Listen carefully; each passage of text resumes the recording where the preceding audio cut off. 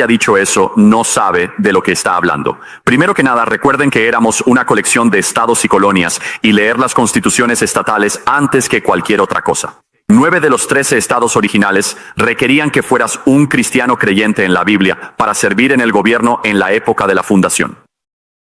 Incluso en Pensilvania, los 13 requerían una declaración de fe. 9 requerían ser protestante, excepto Maryland, que era católico, pero exigía una declaración de fe.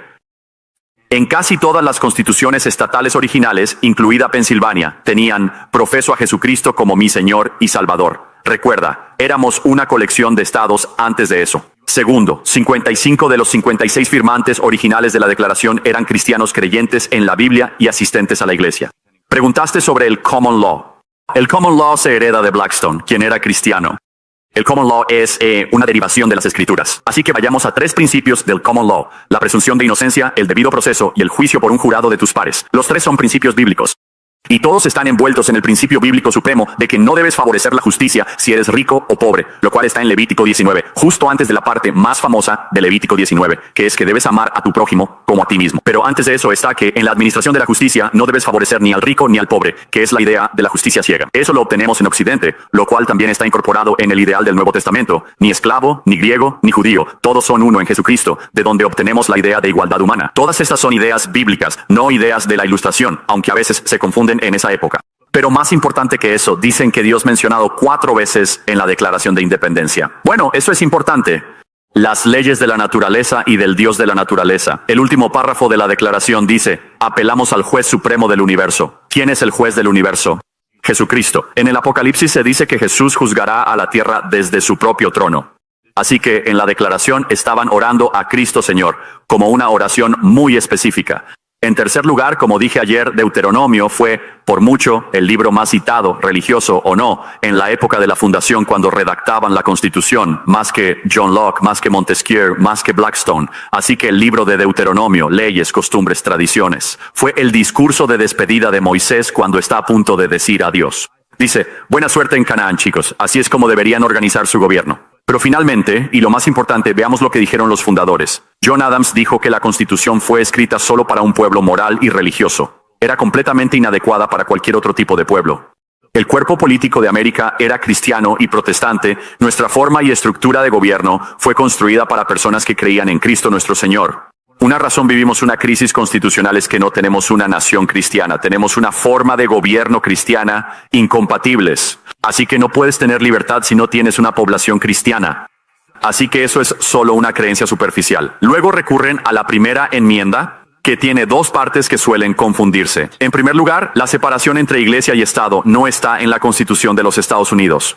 Eso proviene de una sola carta que Thomas Jefferson escribió en 1807 a la Convención Bautista de Danbury, en Massachusetts, asegurándoles que el gobierno no iría en contra de la iglesia, ¿de acuerdo? Que es lo opuesto a lo que ellos dirían. Sin embargo, eso fue resucitado por la Corte Warren y la Corte Burger en los años 60, cuando dijeron: oigan, de repente vamos a hacer como si esto estuviera en la Constitución. En la Constitución sí se mencionan 2 cosas, que son la cláusula de establecimiento y la cláusula de libre expresión. La cláusula de establecimiento dice que el Congreso no hará ninguna ley que prohíba el libre ejercicio de la religión. Lo que más les preocupaba era que una religión presbiteriana, anglicana o cuáquera tomara el control del gobierno federal. En cambio, se trataba de que no iba a haber una religión estatal ni un gobierno dirigido por una religión. ¿Sabías que de los primeros actos del Congreso fue imprimir y distribuir Biblias financiadas por los contribuyentes? ¿Sabías que se celebraban servicios religiosos en la Corte Suprema hasta la presidencia de Jackson 1820? Pero volviendo a esta idea de la separación entre la iglesia y el Estado, y de nuevo, podría hablar de esto hasta el cansancio porque es ridículo. No es bíblico, porque primero no es bíblico. No es constitucional porque si profundizas un poco. La gente que dice eso creen en la separación entre la moralidad y el Estado. Nadie lo hace.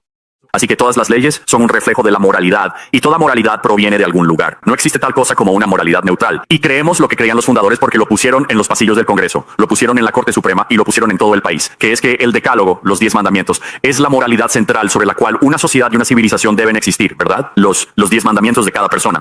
Finalmente, si los padres fundadores no eran cristianos que creían en la Biblia, ¿por qué pusieron Levítico en la campana de la libertad? No Juan, no Salmos, no Proverbios, no Génesis, Levítico.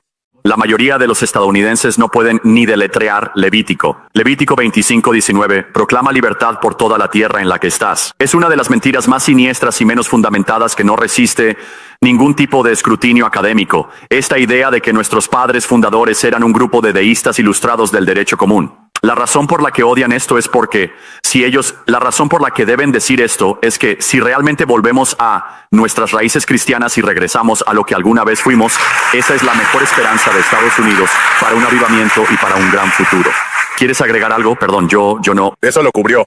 Impresionante, no puedo superar eso.